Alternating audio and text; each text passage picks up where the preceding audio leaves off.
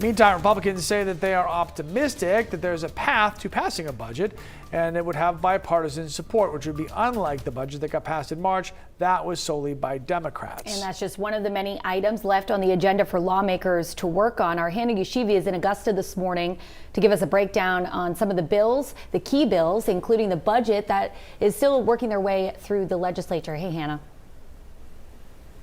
Good morning, Lee and Hannah. To give you an idea of what happened here last night, the House wrapped up for the day at about 11:30 p.m. and the Senate about an hour after that, past midnight. The budget is kind of the big topic of conversation right now. What to do with it, how to finalize it. As a reminder, Governor Janet Mills signed a $9.8 billion two-year state budget law into law back in April.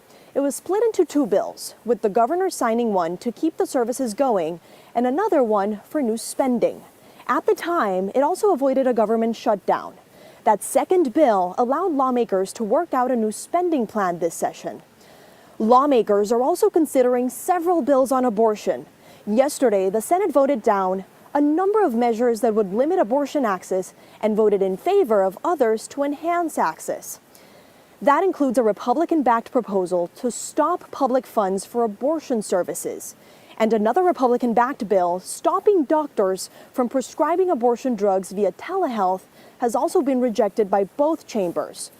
Now, Governor Janet Mills has introduced a bill allowing abortions with a doctor's approval after 24 weeks.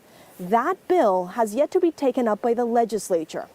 And it's also drawing criticism by some religious leaders. In Lewiston yesterday, some Christian and Muslim leaders voiced their concerns. But when you have something as important and as common and central to all three of these religious communities, as far as the sanctity of human life, it's something I think that helps us not only to oppose this bill, but it gives us an optimism about the future and maybe being able to work together on some other things that we hold in common value. Meantime, there are still other gun control proposals being discussed by lawmakers. One would require criminal background checks for the private sales of guns, and another one would stop guns from getting into the hands of people who have committed crimes in the past. Both chambers are expected to be back in session this morning right here in Augusta at about 10 a.m. to try and finalize some of those bills. Live this morning, Hannah Yeshivi, News Center, Maine.